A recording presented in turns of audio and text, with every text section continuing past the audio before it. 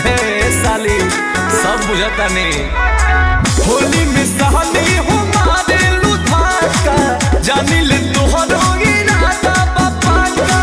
कहे उल्टे लहर गइला दीदिया के छोड़ी दीजा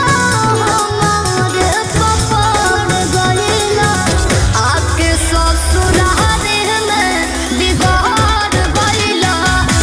ए दीजा हो आके ससुराल में बिगाड़ गइला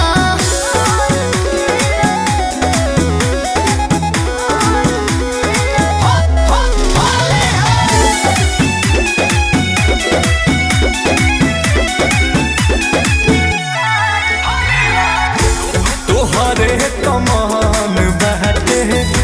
बेरी बेरी ठेकेलू अरे सट के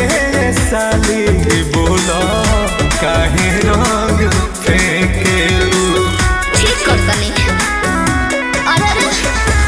लागे समझ दे बफार हमार दीजा सीमा के कोडला पुकार हमार दीजा कहेलू हद से बढ़ गइला दीदिया के छोड़ी दीजा हमार पपड़ गइला आके ससुराल में बिगाड़ गइला दीजा हो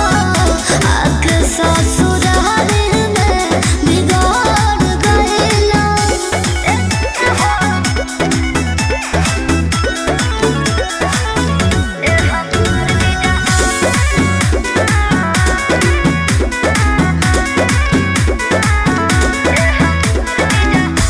प्यार के पकौड़ी में